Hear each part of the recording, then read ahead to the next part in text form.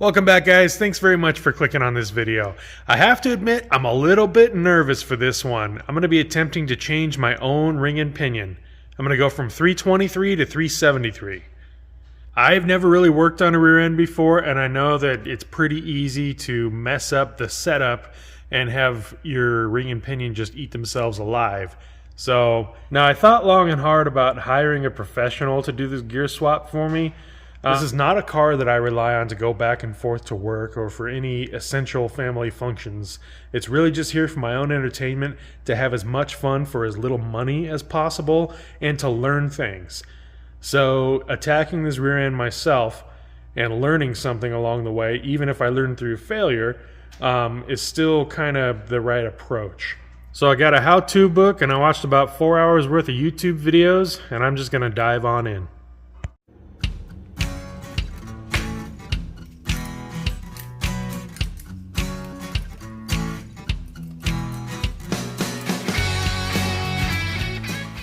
I want to give a huge thank you to Summit Racing for sending this gear set out. As you might be aware, I'm trying out a series of camshafts for Summit. With my combination of 323 gears and taller than stock tires, I was only turning about 4,800 RPM going through the quarter-mile finish line. Considering that each of these cams is going to shift the power band to higher and higher RPM, and that quarter-mile trap speed is an important indicator of horsepower changes, the only way to get a good comparison of these cams is to re-gear the car so the engine is actually in the power band at the top end. So, Summit generously offered to send me a gear set in the ratio of my choice. I chose 373. Now I can already hear you furiously commenting, "You moron, you should have gone with 456 or at least 410. And that was my first thought, but I ultimately decided to go less aggressive for two reasons. First, I plan on this car getting pretty fast. With the larger cams, and especially if I end up sending the heads to Lloyd to get professionally ported, I could end up trapping around 120 or so. I really don't want to be touching on 7,000 RPM to do that. LT1s rock, but it still boils down to a cast crank 2-bolt main small block Chevy. 373s will put me right at 64 to 6500, which is still high enough to be making power with whatever cam I'm running. Second, these 7.5-inch rear ends are fragile like glass, and the pinion is one of those many potential failure points. The ring gear can't get any bigger, so the only way to make a lower ratio is to keep making the pinion smaller and smaller. The lower you go, the higher your chances of a rapid unscheduled disassembly. 373 seems to be a good compromise that doesn't weaken the rear end too much more than stock. Coming in at a very distant third is the fact that I'm still running a Turbo 400, which has no overdrive. With 373s, I can still somewhat comfortably roll down the highway. And not everyone buying a Pro SBC cam is going to put it in an all-out drag car. 373 is probably a pretty good representation of most people considering these cams.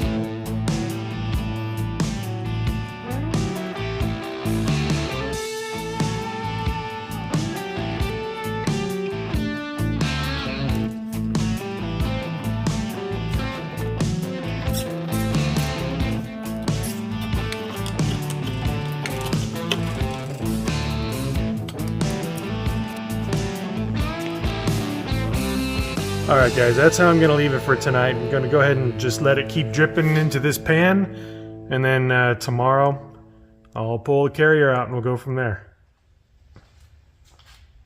Well, last time I was here, I think I said something like, I'll be back tomorrow night, and that was 5 days ago, but that's okay. So it's probably had plenty of time to drip by now, so I'm just going to wipe this last little hanging drips off of here, so there's nothing left to fall on the floor. And then I'll go ahead and roll this, get this drip pan out of here.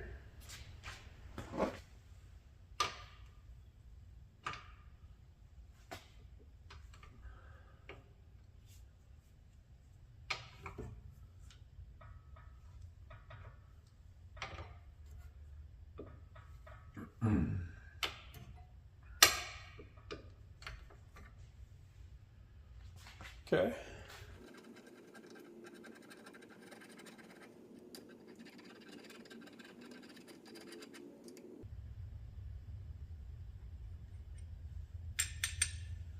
All right, I'm try to keep that bearing cap oriented correctly while I set it down over here.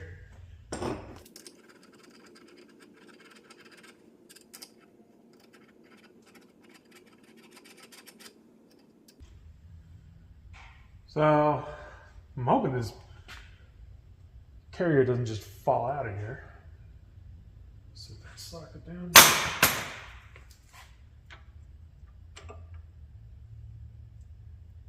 Seems like it's gonna stay. All right. Yeah, it was definitely gonna stay. Pull straight back on carrier to slide it out. A significant amount of force is required to get it moving, but once it does, the carrier slides right out. Okay.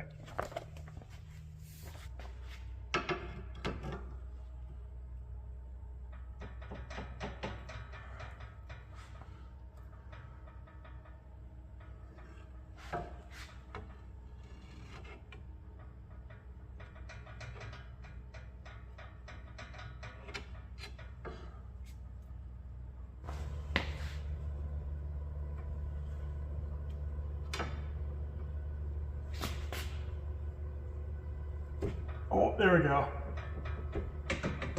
Now it's coming.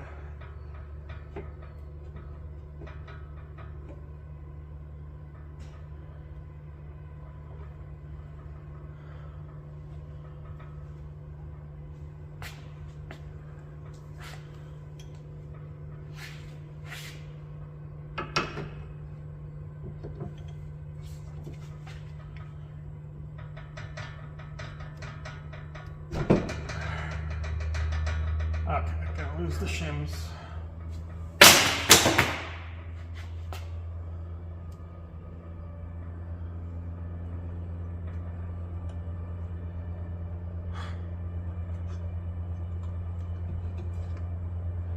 Got it.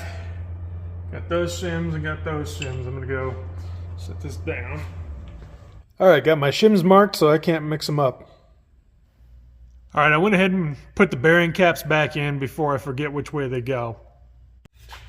So this is a pinion yoke wrench that I got. This particular one happens to be from Speedway Motors. There were a bunch of different styles available. Most of them were like a kind of a crow's foot, like a flat plate that you would stick a breaker handle in. I liked this one because it was its own wrench. I didn't need to add a handle to, and it was a fraction of the price of some of the other ones that were the same style.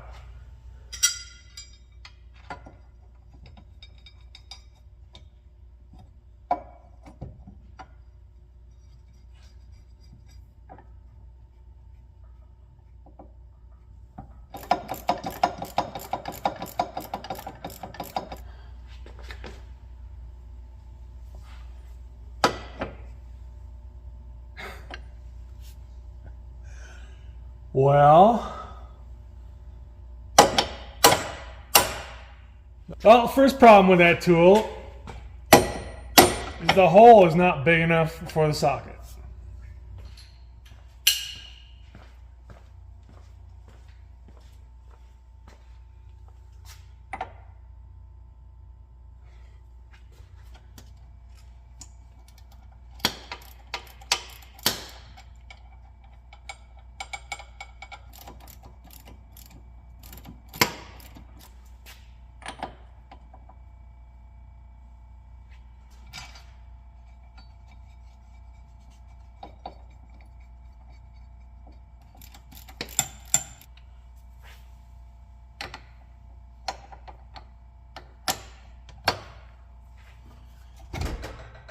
Okay.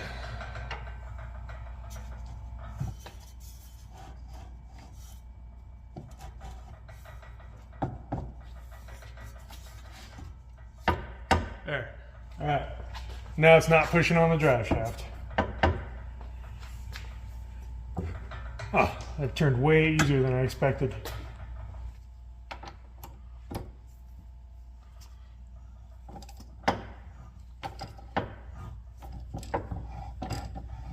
Okay, now we're to the point where the nut in the socket is actually having to push the yoke off because it's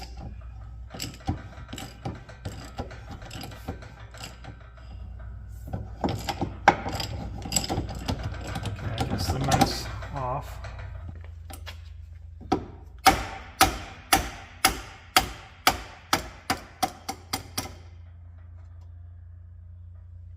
Alright guys, so this Speedway Motors pinion wrench actually does work with an 1.25" socket. It just depends which socket. So like this big old thick impact socket won't quite go through, but this regular chrome socket fits just fine. So Speedway Motors pinion wrench, good to go. Alright, I'm going to go ahead and put this cover back on, just hang it here with one screw, just so that I can't accidentally launch the pinion across the shop. Alright, yeah, just checking the book.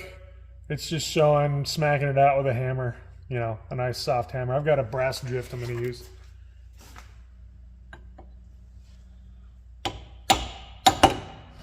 Easy.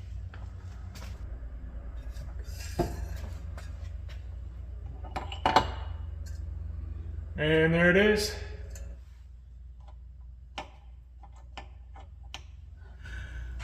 So it looks like there's a relief in there on either side. So I can tap the front pinion bearing out. I guess it'd be the outer bearing. I can tap the race out from this side, from inside the housing, and tap it out the front.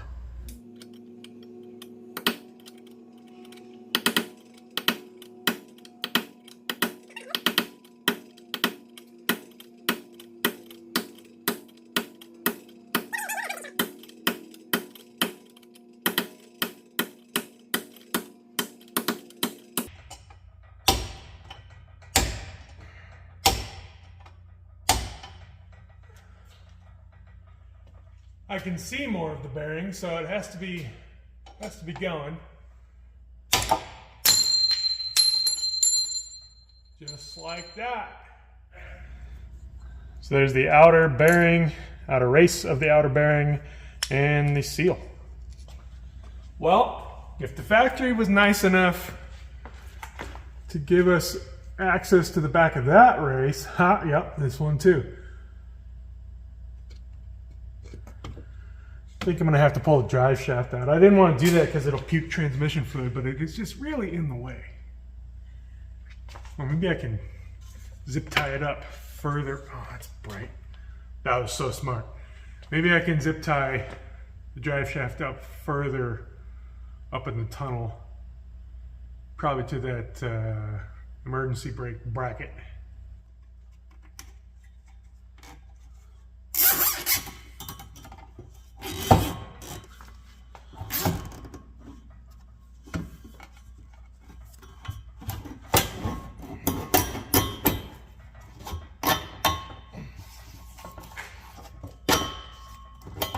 Perfect. So back in there is the back side of the outer race of the inner pinion bearing.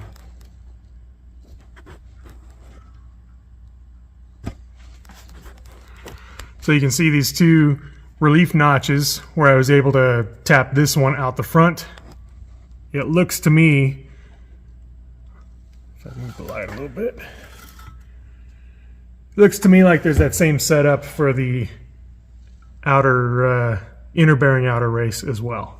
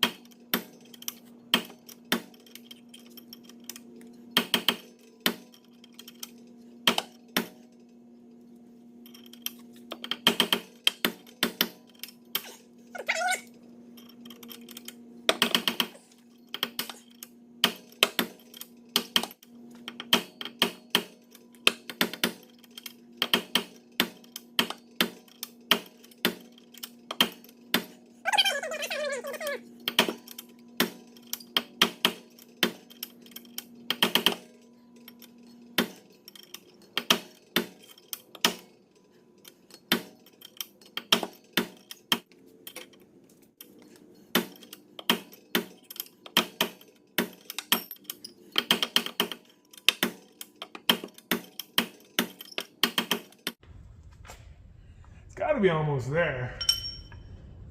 I can see it looks like there's ½ inch of space behind the race all the way around.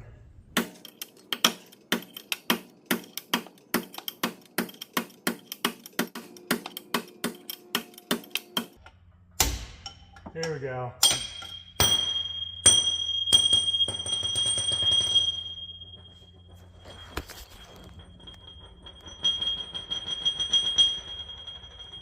Victory.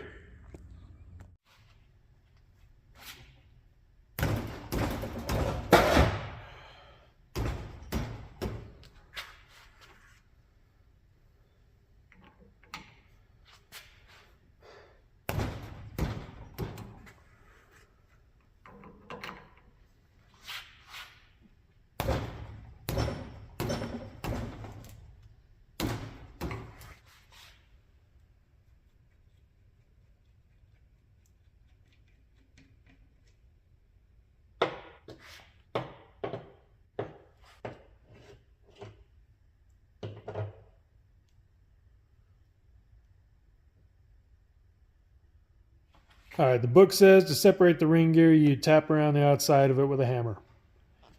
This table's probably not the most solid tapping surface, but let's see if we have any luck.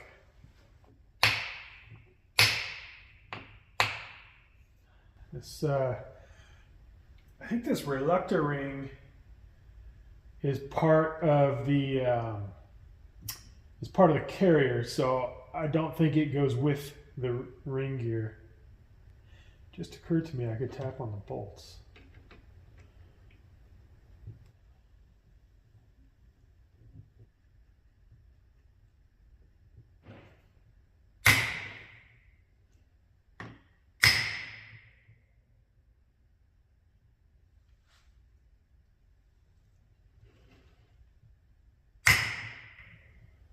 Yeah, it worked really well.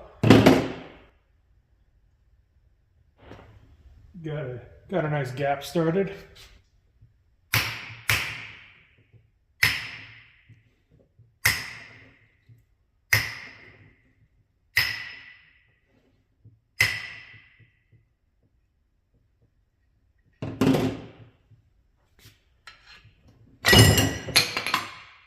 All right.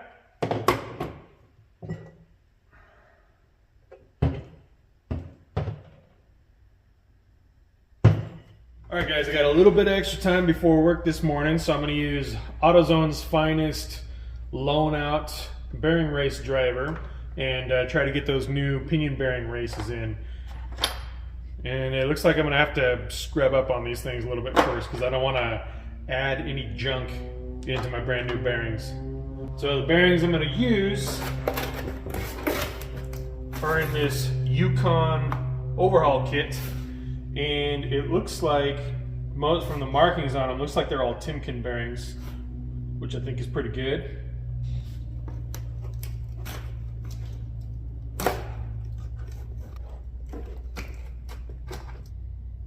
Alright guys, remember how I said I wanted to learn things?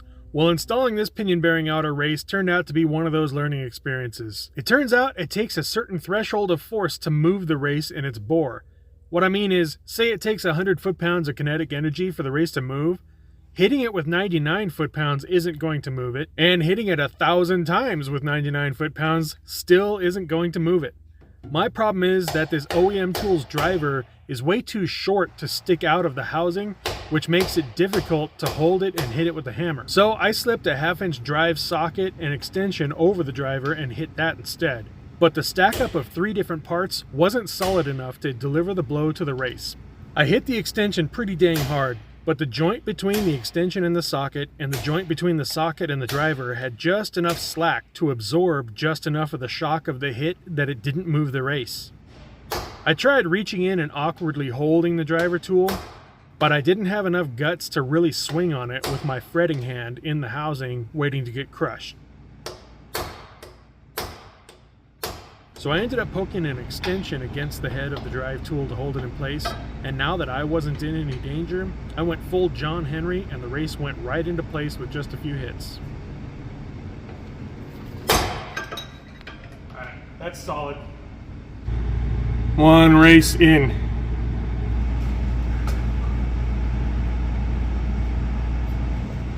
Well, the driver is completely, the handle is completely stuck into the driver. I'm gonna have to go tap it out with a punch in the vise.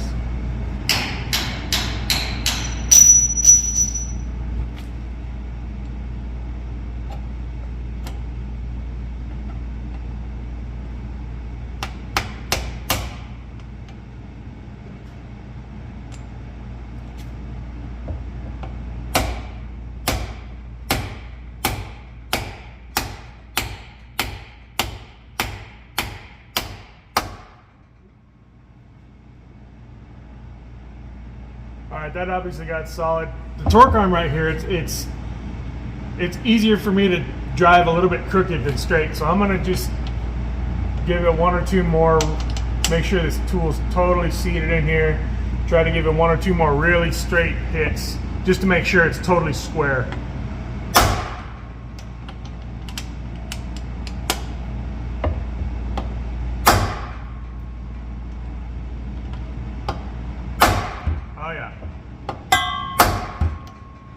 Okay, the way the hammer bounced back, my physics instructor would have said it's the difference between an elastic collision and an inelastic collision.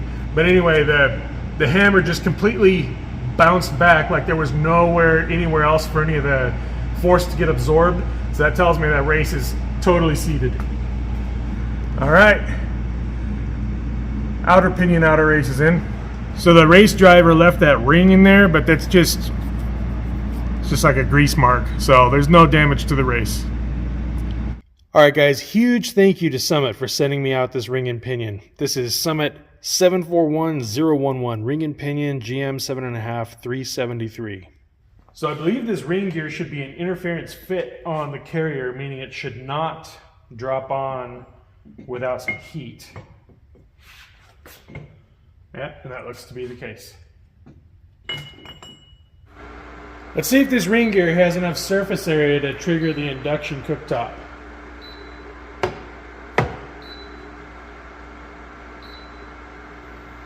Sure enough. Alright, while that's warming up, I'm going to cut some of these new bolts out of here.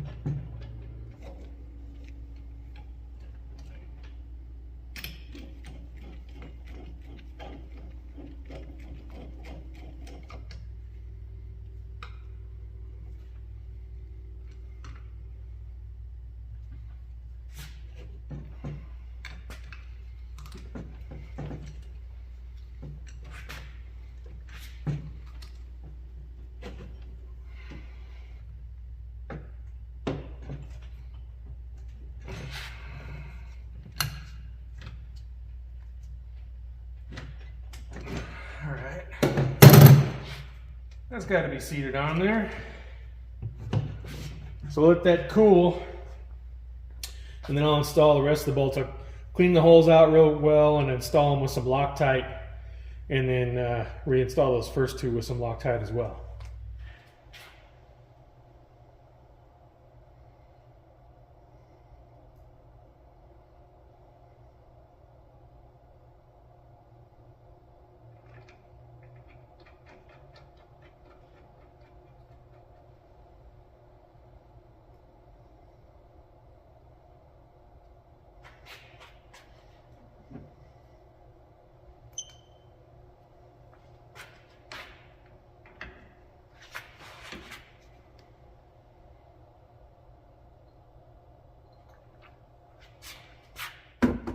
Alright guys, so I was planning to try to press these bearings off using this guillotine style puller, but there's really not enough room on the side of the carrier here for the guillotine to actually get behind the bearing.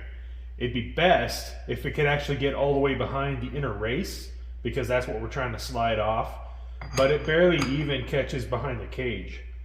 So we ordered up this Jegs brand bearing puller kit, and we're going to give this a try.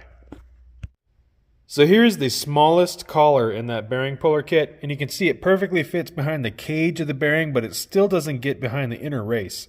So it's going to destroy the bearing pulling it off most likely, but fortunately I don't need to reuse those bearings, otherwise I'd just be leaving them on.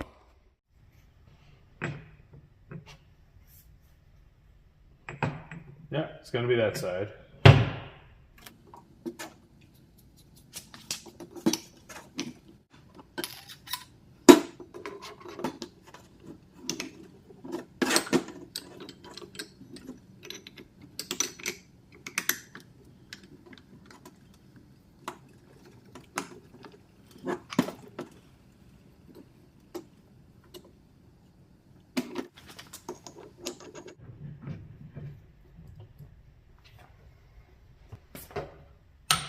Well, alright guys, so apparently to turn this thing it takes a socket that's a little bit bigger than 1 3/8 and a little bit smaller than 1 7/16.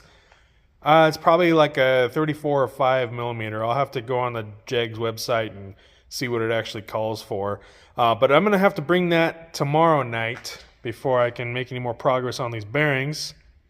But all's not lost for tonight. I'm still going to be able to make a little bit of progress because my next Summit order showed up that includes wheel bearings and seals.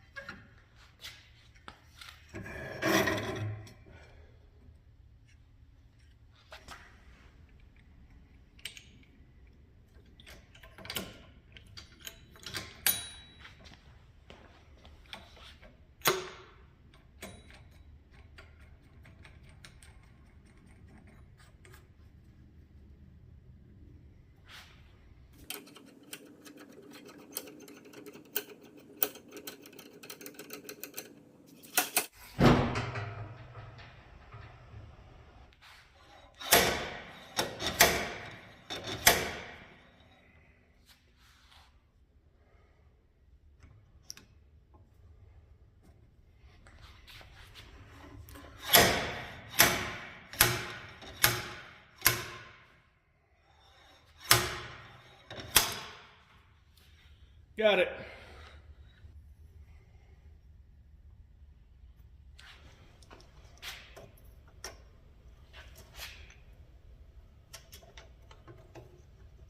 That's too big. Stay.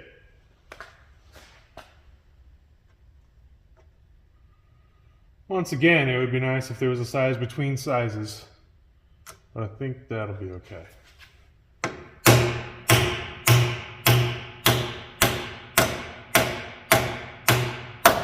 There it is.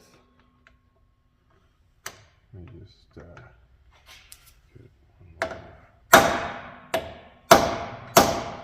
Yep.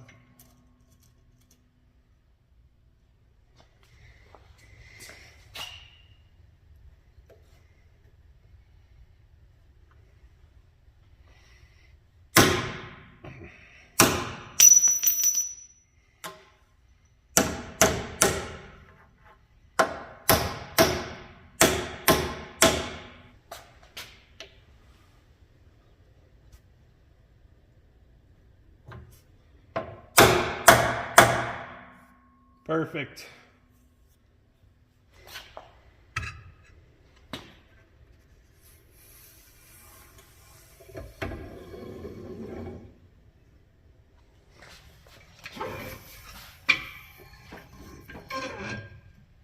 Oh.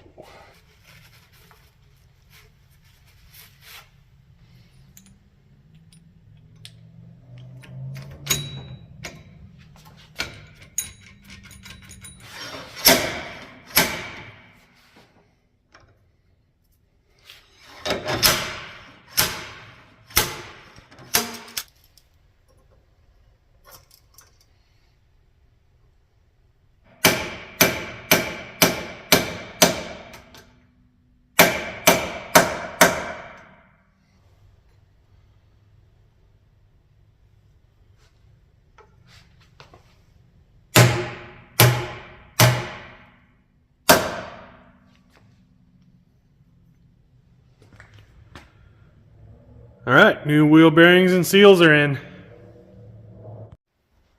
All right, so the bearings are Timken 5707 and the seals are Yukon, that number there. All right, guys, I don't know if you can hear that noise outside, but it is pouring tonight. But anyway, we're back at it. This time we got Amazon's finest 36mm socket. And we're gonna see if this puller will pull the bearing.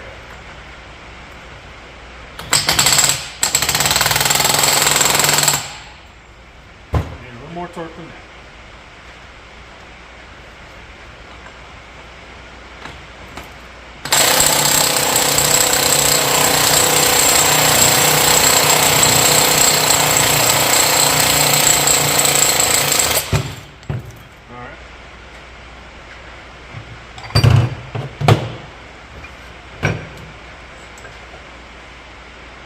There it is.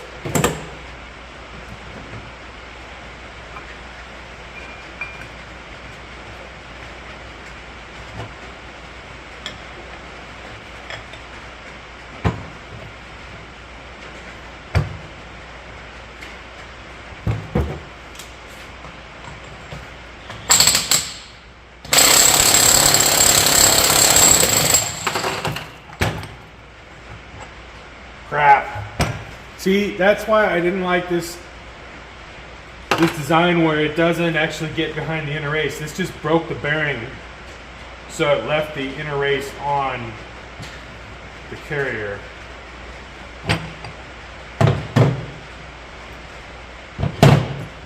Yeah, see, all it did was pull on the cage.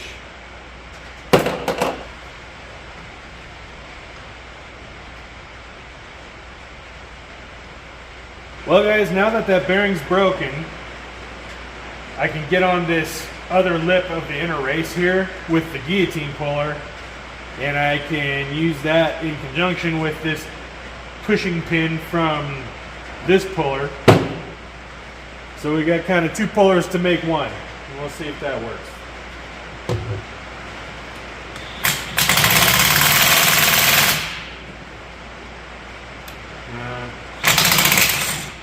Just flexing over.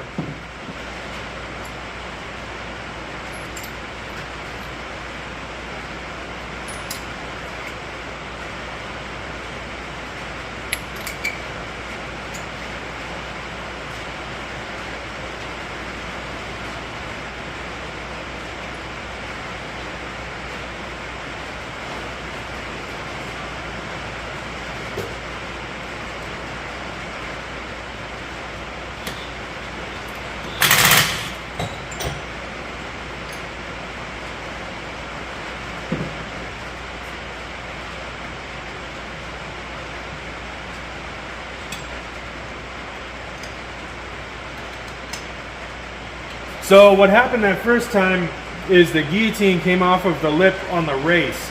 I was expecting this 3/4 to 1 inch adapter that doesn't sit on there very well. I was expecting that to have a problem, but it actually stayed pretty solid. So I've got the guillotine cranked up a little tighter, and let's try it again.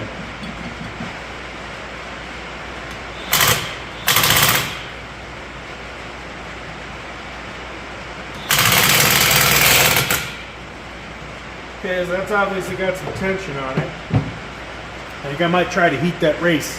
While this is under tension, start heating the race. Well guys, I went home to grab this torch, and in that amount of time, it's now raining even louder.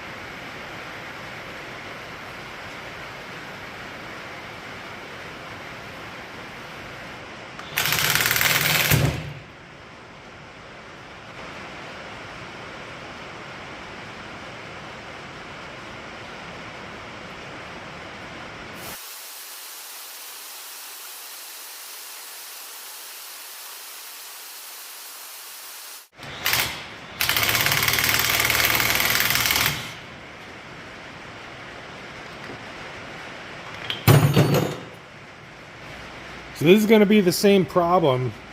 It's only going to pull on the roller cage. It doesn't get under the inner race. There's a smaller clamshell here that wants to get behind there, but it's a little bit too thick, and so it doesn't go on all the way, and the two halves don't meet.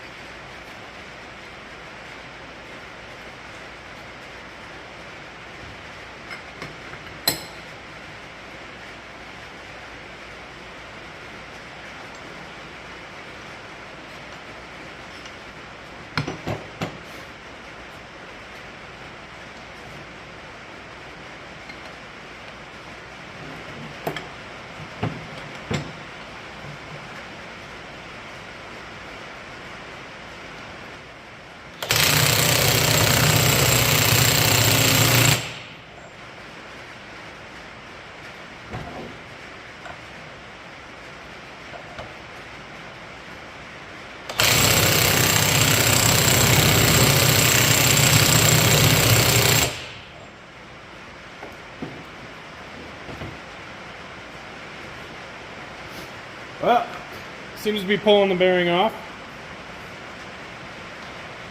Maybe now I can get that other one in there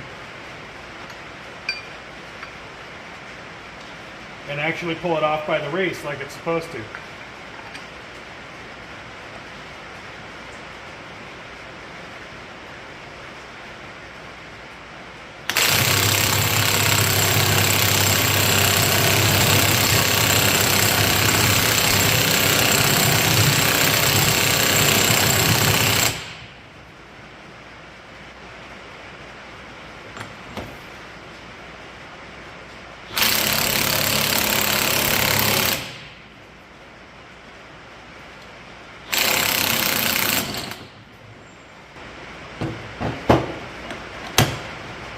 Hallelujah.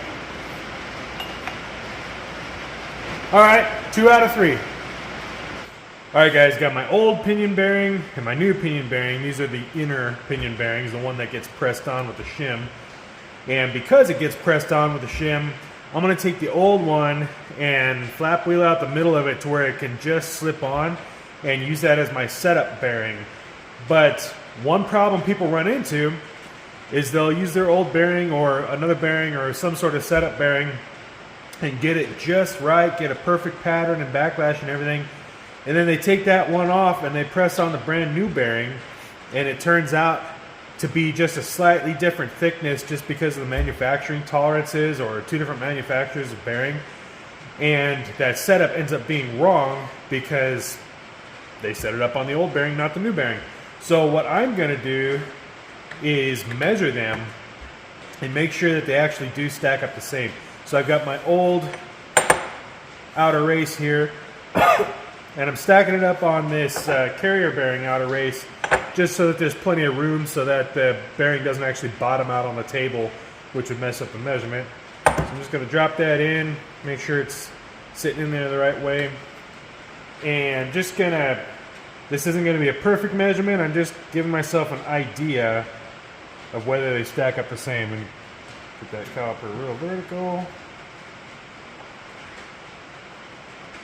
All right, so as that's sitting on the table right there, we got 1 inch, 820 thousandths for the old bearing.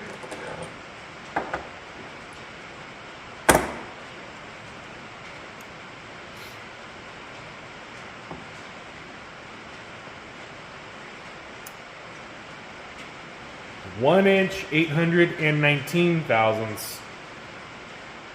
I probably can't even hold the caliper that straight, that consistent, so I'm going to say they're exactly the same. So I'm good to go to use the old bearing to set up for the new bearing. All right, new pinion, old bearing, and it should not drop all the way on. Yeah, it does not.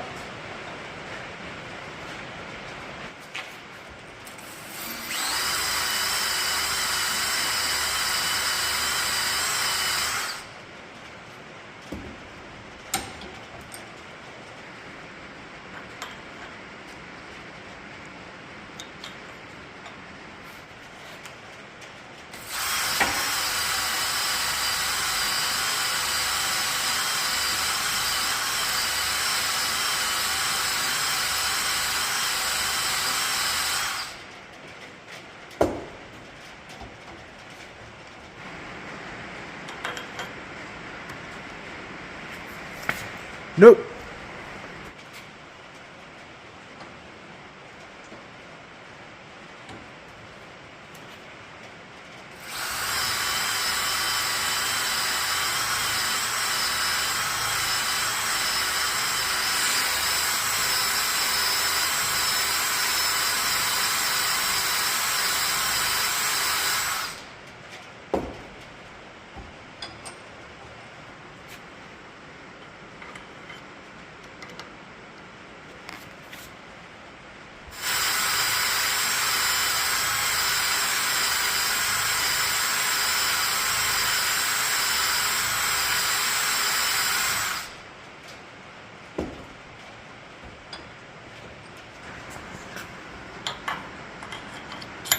Oh, there it is.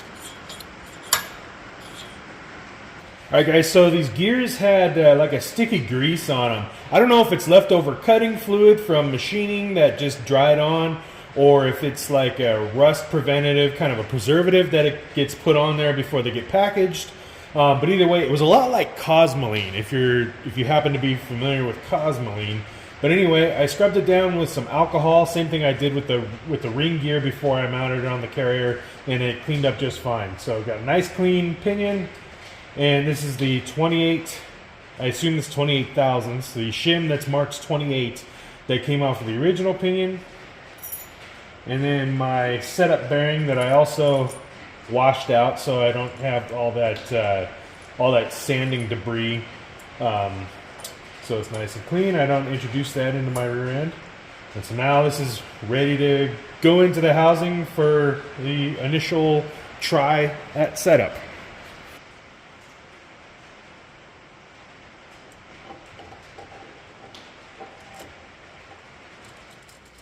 Alright guys, so the way that this puller worked, which was disappointing to me, is that it pushes on the back of the roller, and then it's relying on the roller to then push on this front lip of the inner race. So puller pushes on roller, roller pushes on race, and it's all supposed to just come off together. And the problem is that these rollers can pop off of that lip and spread out, and this cage really isn't designed to hold any tension, so it just breaks and moves out of the way, and they all pop off and it leaves the race on. You're actually kind of in worse shape than you started. And I was discussing this with my dad, or maybe more like complaining about it, and he wisely pointed out that if I was to put the outer race over the bearing while it's being pulled, it would force those rollers to stay in position so that they couldn't slip off of the inner race, and then the thing might actually work just fine. So I'm going to attempt to stick all of these rollers back on with some petroleum jelly. Just hopefully they'll hold on there long enough for me to get that race over. And then I'm going to try this puller again, even though I've already broken the bearing. So we'll see how that works out.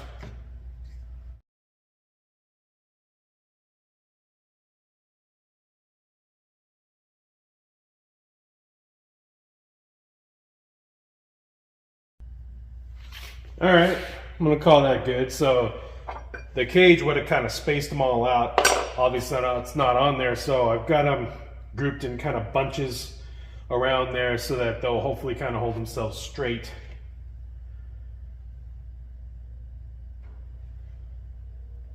All right.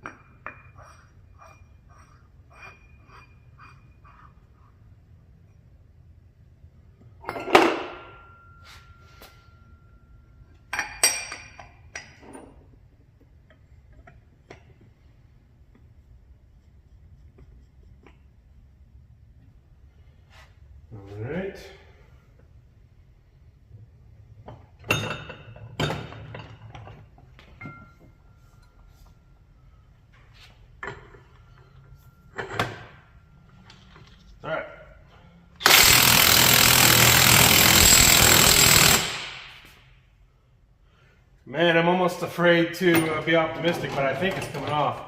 I also think it's gonna fall over, so I'll do it like this.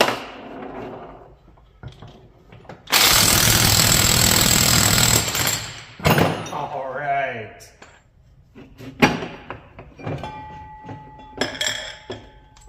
There it is. So, I guess Jeg's tool here is redeemed a little bit. But I gotta say, it would have been nice if it came with some instructions, so I would have known to do this the first time. The thing just came bare parts in a box with not a single written word.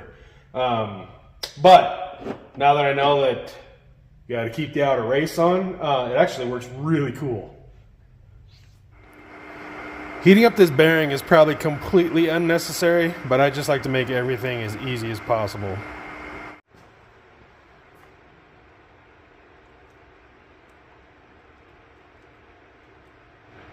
Alright, still gonna have to press it on. So, I used the flapper wheel to open up this old inner race, same way I did with the pinion bearing before. And when you use that as the driver, it'll line right up. Ooh, that bearing is warm. But since that, since the bore in that inner race is bigger than the ram of the press, I'm gonna go ahead and put this block up here. And I'm gonna steady this thing because it's all just balancing down there.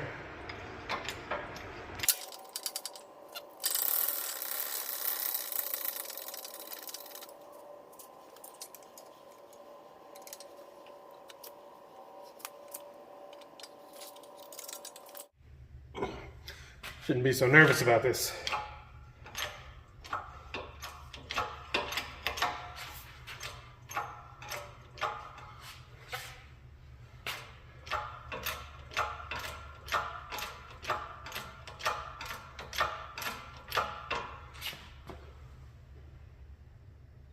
All right, I'm gonna realign my pressing race.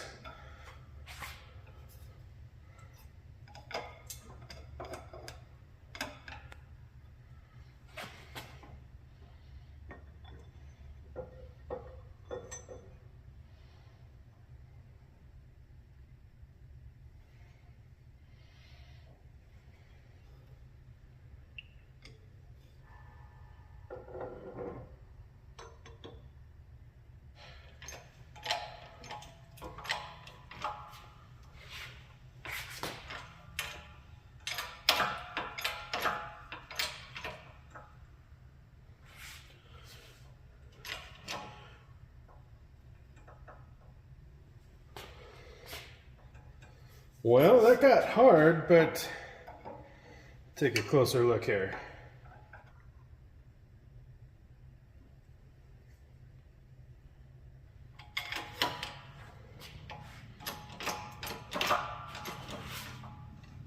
There, that closed up. That's pressed on.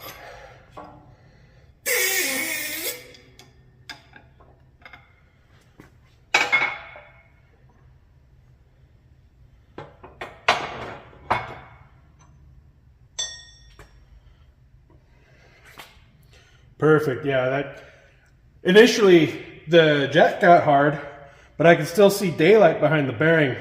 So I readjusted this race on there because I think this race was just slightly off, and so it bottomed out on the carrier snout here. So once I got that aligned better, it was able to press the rest of the way on, and now it's totally solid. So now this side.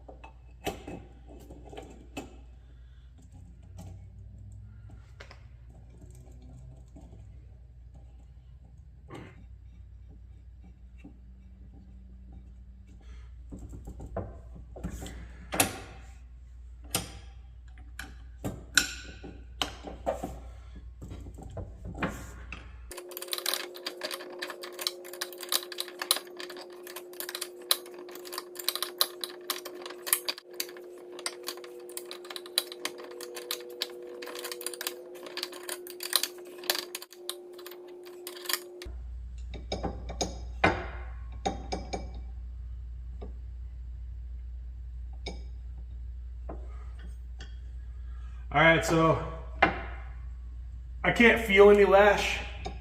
Well, maybe just a tick, but there's still no drag on the bearings. Okay.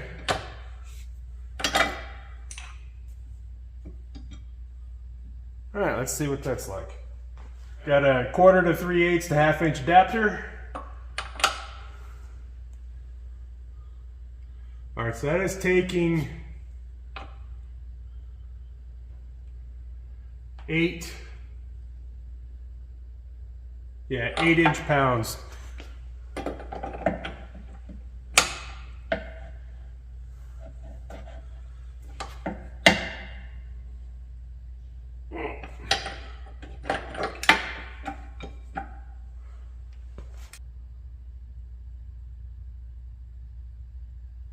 Okay, so that's like 20.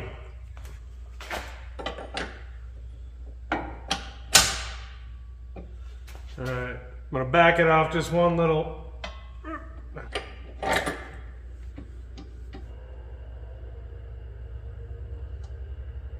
right, 18 inch pounds. I'm gonna call that close enough to try the first setup.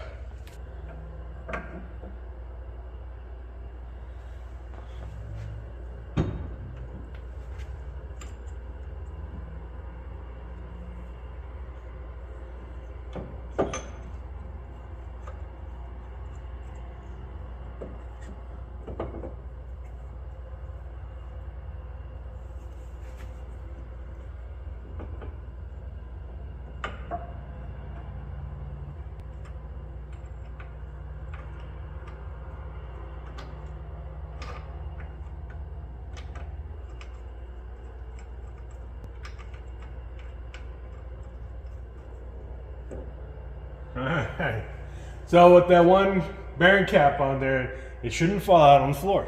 So here is the passenger side shim.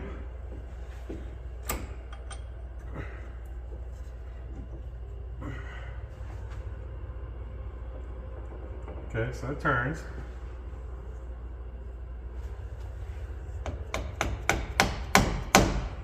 Ooh.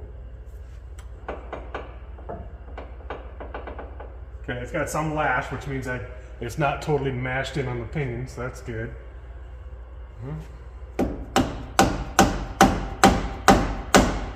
I know you're supposed to have to tap those in, but that seems a little excessive.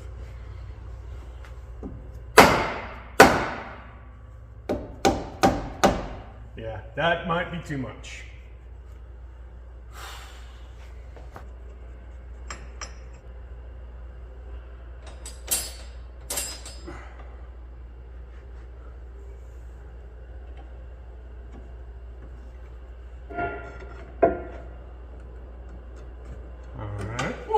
Okay.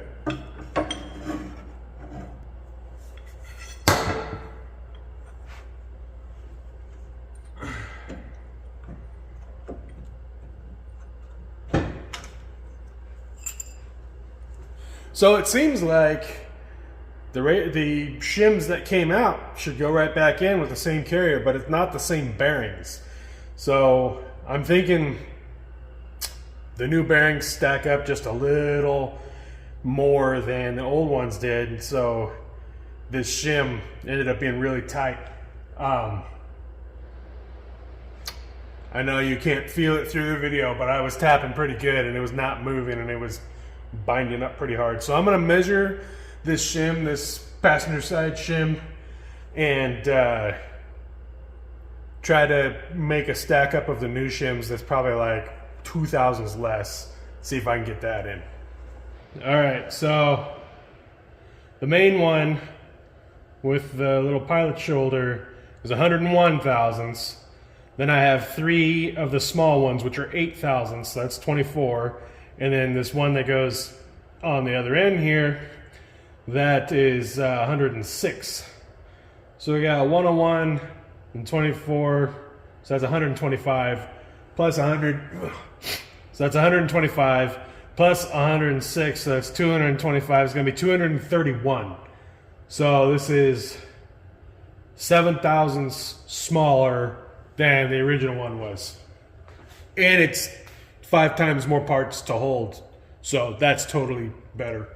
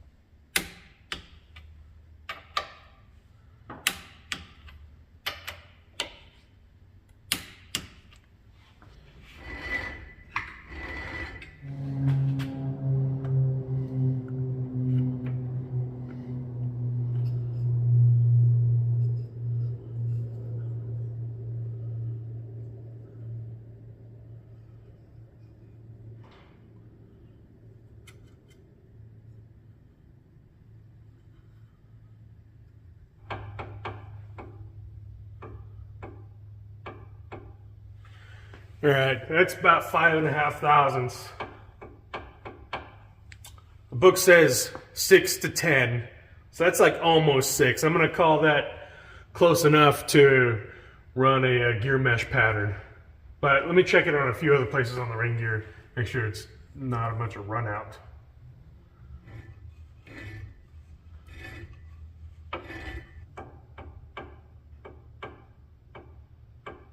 So there's 5. That's also 5.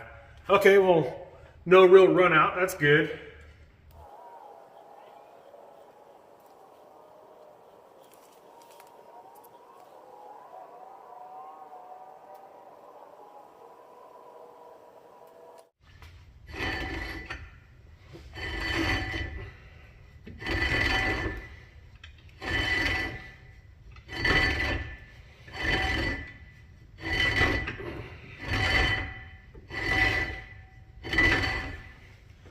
All right, so turning it backwards should put contact on the drive side. Now I'll turn it forward. I'm turning it by the axle shaft, so it's opposite of the way the pressure would normally go.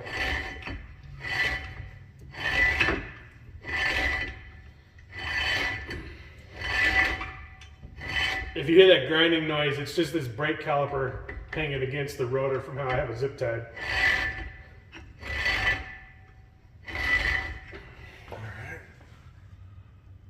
All right, so the pattern's way high on the tooth. See the ghost patterns up there? It's all the way up to the top of the tooth.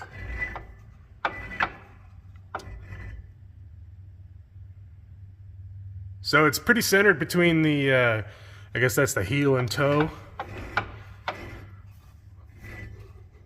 But it's way up at the top. So that's easy enough, so I need to shim the pinion further in.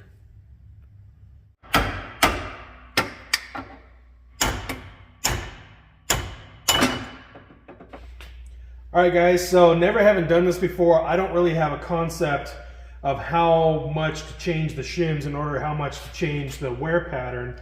So just going to take a total wag and just add 10 thousandths on top of the 28 that was already there. All right.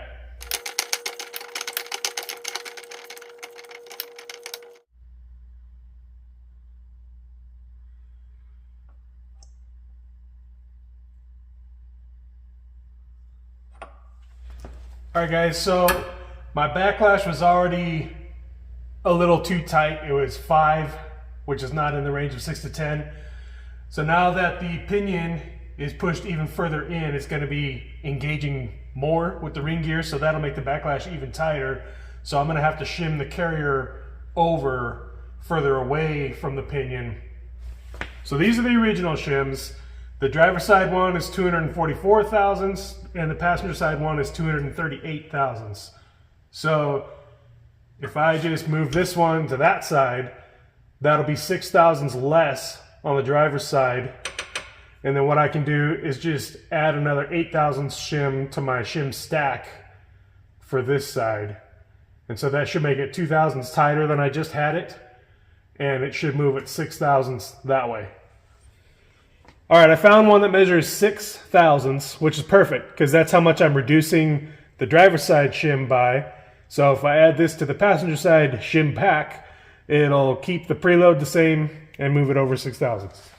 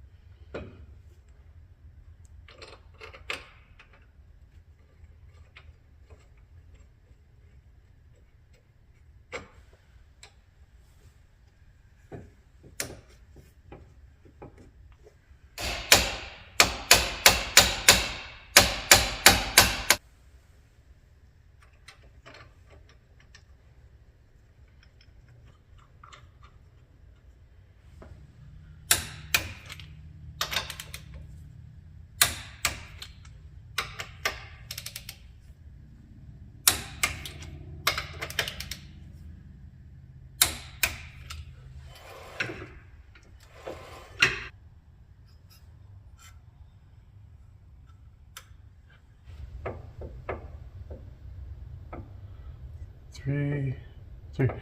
Okay, there's a legit 6 thousandths.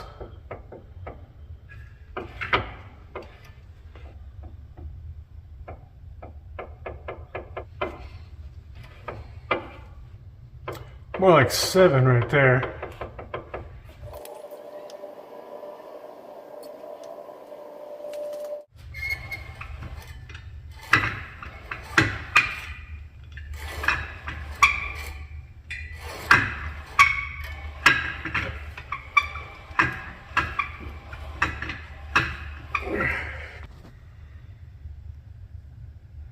So I've got a pretty hard line down in the bottom of the tooth now.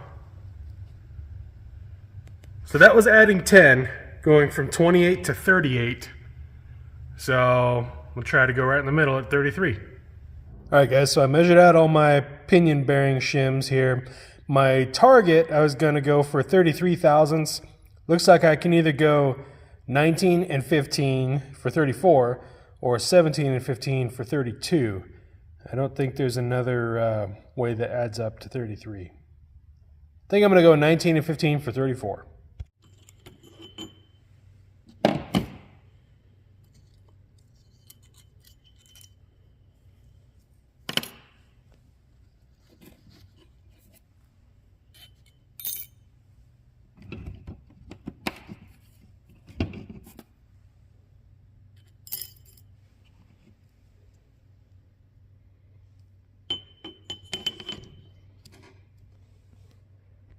All right, so the carrier shims are the same as last time, and now I'm at 34 thousandths on the pinion shim, down from 38. It looks like I have about 8 thousandths of backlash now, which is perfect.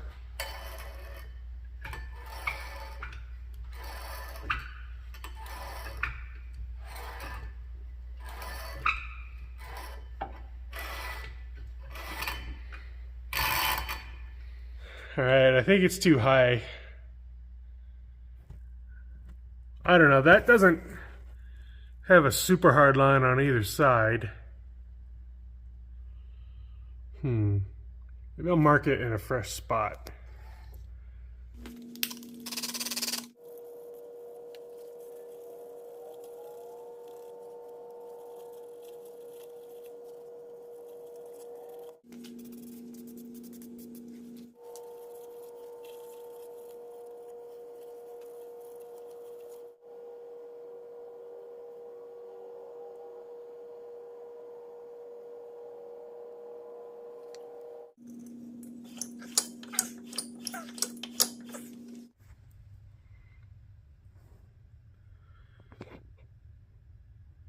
Having a little bit of a hard time telling, but I think I'm seeing a pretty hard line at the bottom.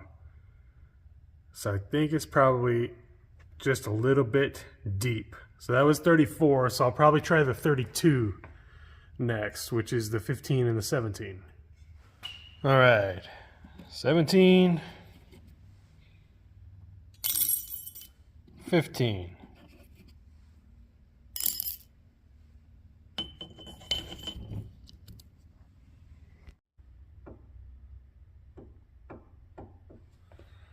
All right, still sitting right at 7 or 8.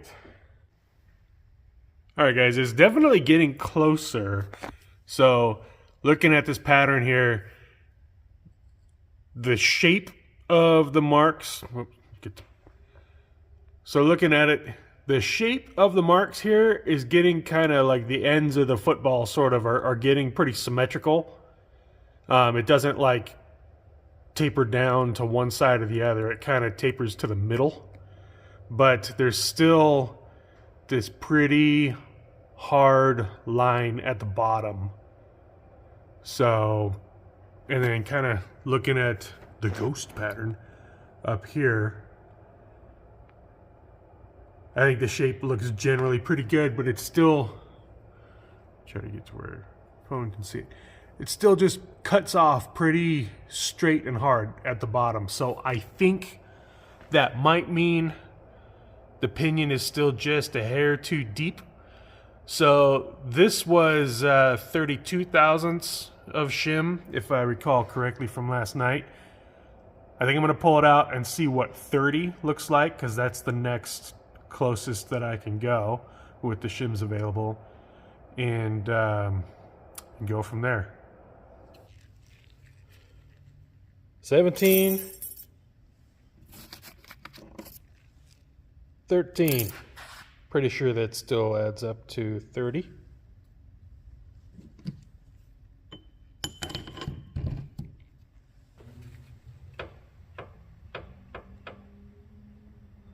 All right, 7 thousandths backlash. So this is with the 30 thousandths worth of shims. The I believe it's a 17 and a 13.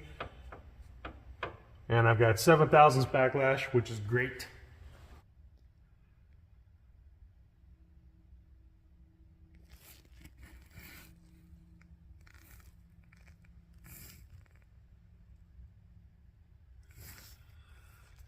I don't really know. I think that's pretty good. It's still got that really solid line across the bottom, but it's also getting all the way to the top of the tooth. So I don't really know. I think I'm going to take a picture and post it on a forum and have smart people tell me. All right, guys, I'm back at it. So just to recap, I started with the original 28 thousandths shim on the pinion, and the pinion was too shallow. The pattern was way at the top of the tooth, and just to give a little bit of background in case anybody else is like me and hasn't set up gears before, you want the pattern to be kind of shaped like a football. Like you want where it tapers down on the ends here, you want it to be a nice even radius that's kind of symmetrical. You want it to taper the same amount on this side as it does on this side. And so if the pinion is too deep, then you'll end up with it flattened on one side and then rounded on the other side. And if the pinion's too shallow and the pattern's way up here, you'll end up the same thing. It'll be flattened on this side and then rounded on that side. So you're kind of looking at the symmetry of the pattern to determine if it's getting a good mesh. And so With 28 thousandths, it was really shallow. It was just way up at the top of the teeth. So, you know, not knowing any better, not knowing how much change was how much, I just threw 10 more on to see what it did, and that pushed it way deep into the tooth. So it had, really should be looking this way. It was way at the top, I added 10 more, and it went way down into the bottom. So then I wanted to do kind of split the difference between 28 and 38, and I was looking for a 33. I didn't have any shims that added up to 33, so I tried 34. And that put the pattern in a pretty good shape and a pretty good place, but it started this kind of hard line at the bottom, right here. You see this line, and you can see it again on this tooth here. And so you can see all of those have that pretty hard line where it goes from the pinion touch to the pinion didn't touch, and it just leaves this kind of bank of untouched paint there. And so I thought, oh, a hard line at the bottom, that means the pinion's too deep. So I pulled 2000s out, tried 32, still a pretty good shape, and it moved the pattern up on the tooth a little bit, but it still had that hard line. And I thought, oh, hard line at the bottom means the pinion's too deep. So then I ended up at 30, and at 30, the pattern was getting pretty high on the tooth. So much so that I was thinking like, gee, that looking at the pattern, or looking at the contact patch, it looks like the pinion is too shallow, but it still has that hard line on the bottom, which means the pinion is too deep. Wait a minute, it can't be too shallow and too deep at the same time. And that's when I realized I was in over my head, and it was time to take pictures, post them on the internet, and let the smart people tell me what to do. So a few people said it looked pretty good and I could just run it like that, and then most people agreed that the pinion looked too shallow and it would be better if it was deeper. Nobody mentioned anything about that hard line at the bottom. So I think that's just kind of a red herring that I confused myself with. So going back through my own video to look at each wear pattern, I think I liked what it looked like with the 34 thousandths of shim the best. So I'm going to go back to 34, and I'm going to see what that looks like, and possibly adjust from there again, or I may just run it like that. All right, guys, so actually it turns out I could have done 33 thousandths. I could have done 10 and 10 and 13. I think when I was looking for a way to do 33, one of my 10s was still on the pinion. But anyway, I'm going to go back with 34. So the 19 and the 15, you see they're not there because they're already on the pinion, ready to go in. All right, got my 34 thousandths of shims in there, got fresh paint on the teeth.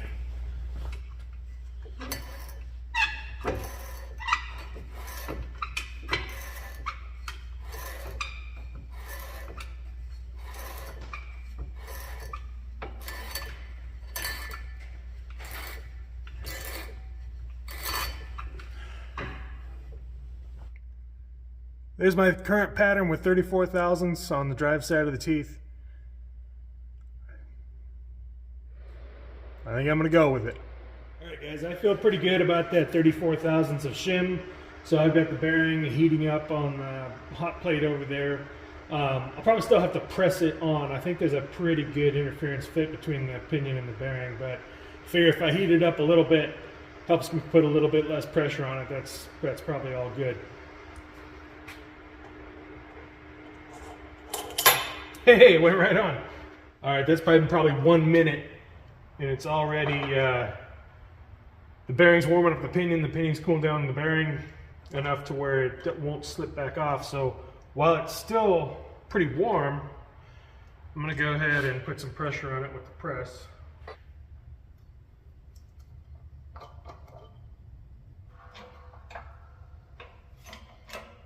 All right, that's definitely bottomed on.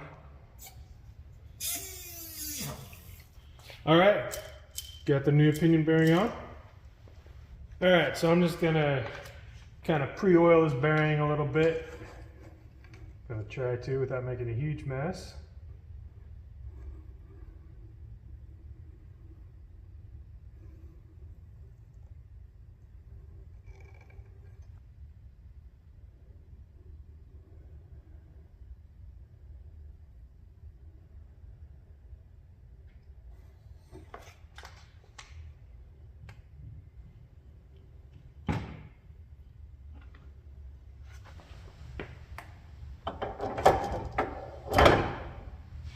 All right guys, instead of a crush sleeve, I'm going to be using this Raytech solid spacer kit.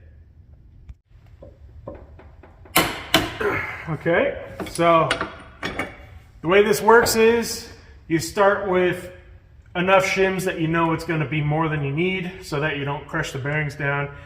Then you torque the pinion nut down to 125, and then you check your rotational torque on your yoke, which obviously I can see the wrench is falling right back down. I'm at pretty much no rotational torque. In fact, I can still feel a tiny bit of slop in there. So then you reduce the shim stack a tiny bit and check it again until you get to the right thickness to where when you torque the pinion nut, the stack up is at the right amount of preload to where you get your pinion preload, your correct rotational drag on the yoke. So since I have a new pinion and new bearings, measuring the old crush sleeve wasn't going to do me any good. So I started with almost all the shims on there. So I'm probably going to have to do this a whole bunch of times. But I wanted there to be no way that I ended up damaging the bearings the first time out by not having enough shim. So that's one.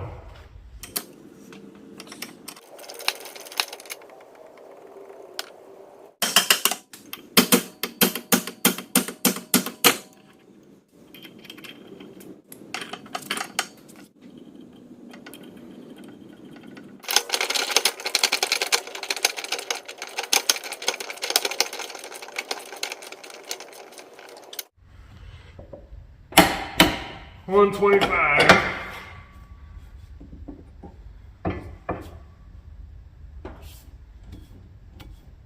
Still loose.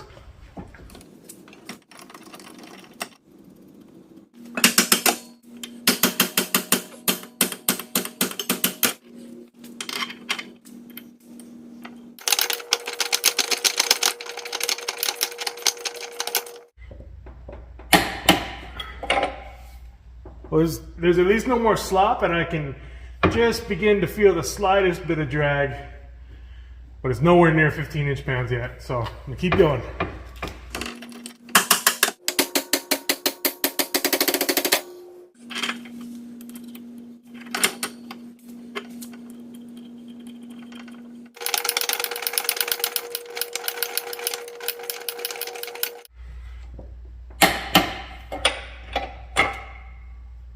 Okay, that's at least enough to not let the wrench fall all the way down on its own. Let's go ahead and measure how much drag that is.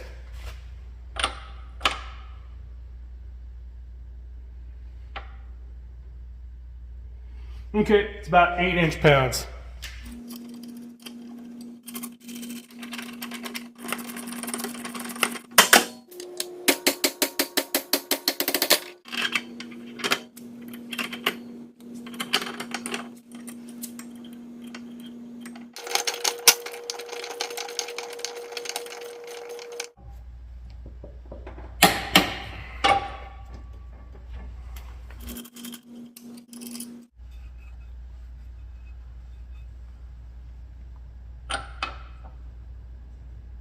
We're gonna have like 16 now.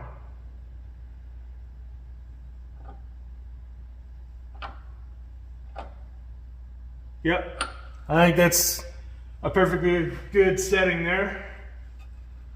I think that's gonna be my permanent shim stack. However, I do have to take the pinion back off now to put the seal in the housing.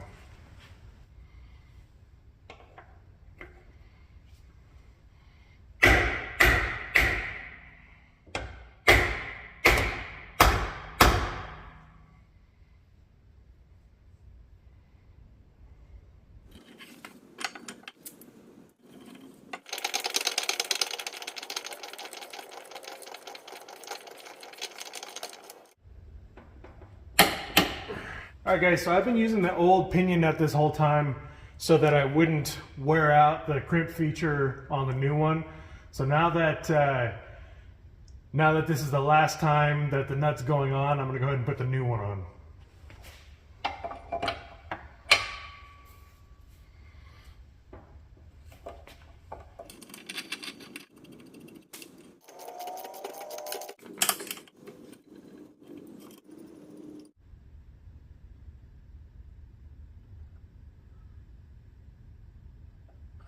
All right, a little closer to 20 with the seal in there now.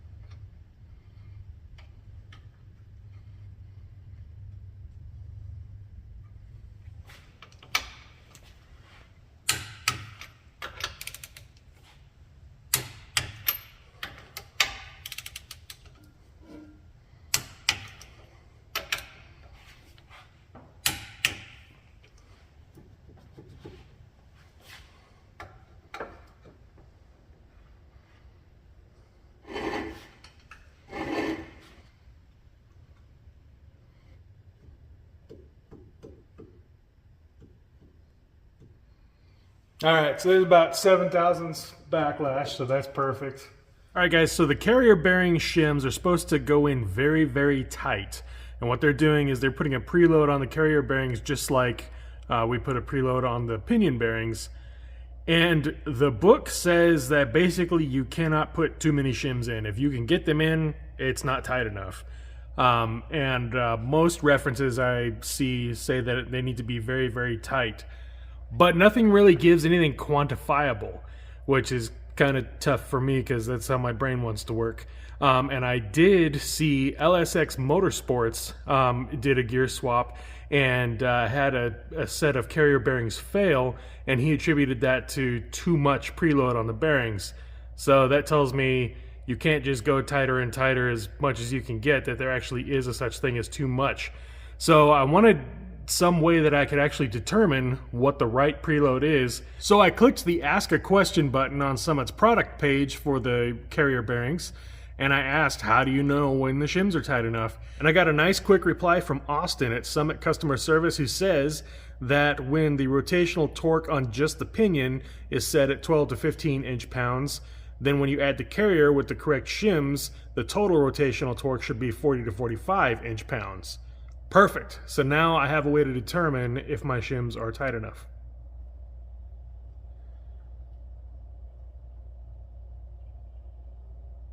So right now,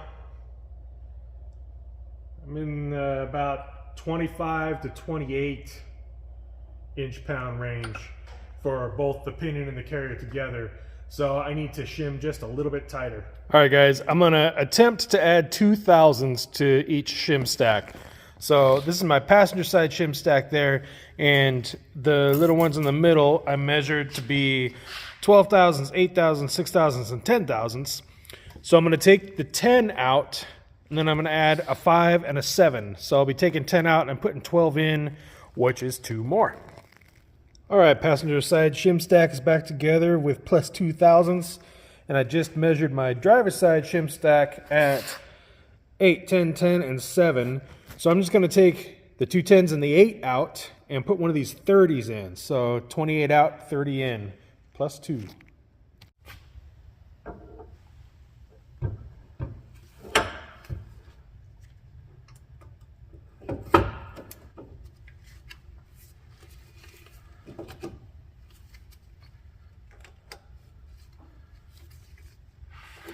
Oh, that's definitely tougher to get in.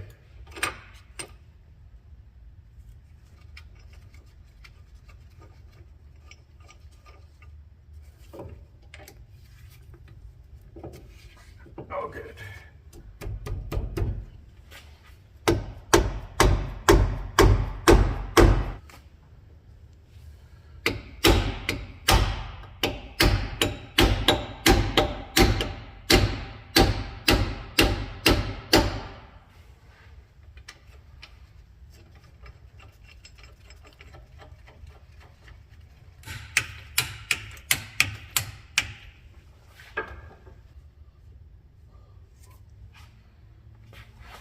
Actually, it's harder to turn the ring gear to measure the backlash this time. All right, 6 thousandths. So it tightened up slightly, even though I put the same amount of shims on both sides. Can't tell you why. But I still like 6.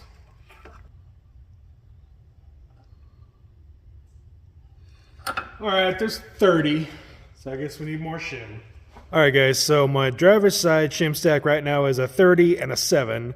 My passenger side is a 12, an 8, a 6, a 5, and a 7. So if I take the 7 from the driver's side and I put a 10 there instead, I'd be adding 3. And if I take the 8, 6, 5, 7 from the passenger side and put a 30 instead, I'd be adding 4. So I can add 3 thousandths to the driver's side, 4 thousandths to the passenger side, which will probably slightly open my backlash back up closer to 7 instead of 6.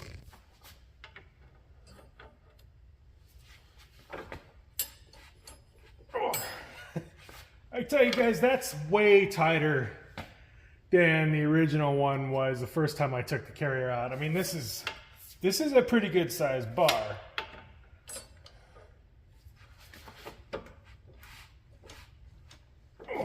That's gotta be enough preload. I'm gonna run it just like that.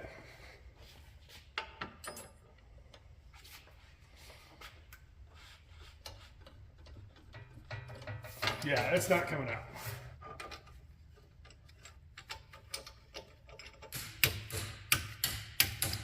You know, I was gonna try to squeeze out that last tiny little bit of gear marking compound and try to run another pattern, but at this point, I'm sending it. Not even gonna check.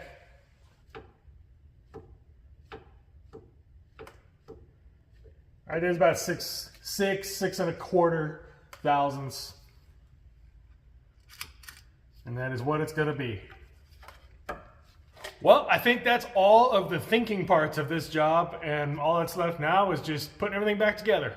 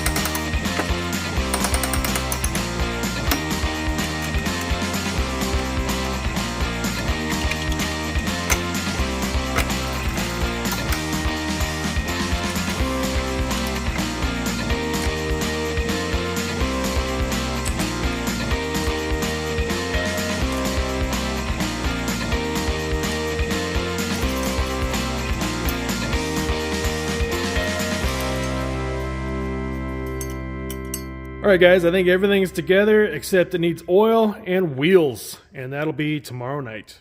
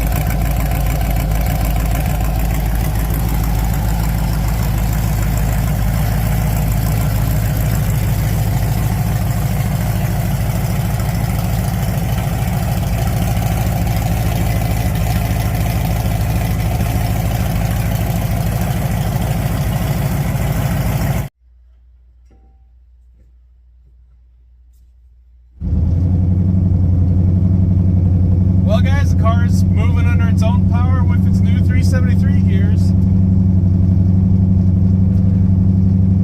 It's made it at least 100 yards, so that's some kind of success, right? Tires are a little bit flat spotted from sitting all winter.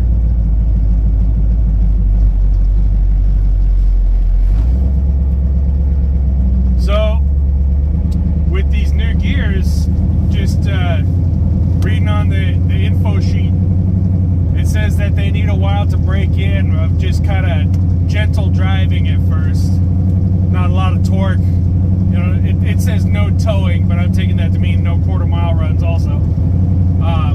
You're supposed to drive it for a little bit and let it cool, then drive it a little longer and let it cool. So I'll probably start driving this thing back and forth to work and just being gentle on it, and then work up to some highway driving. And if it's still not making any noises after that, we'll hit the drag strip and get a good A/B test of 323 to 373. So if you made it this far in the video, thanks so much for watching, and thanks again to Summit for sending the gears out. And we'll catch you on the next one. Thanks a lot.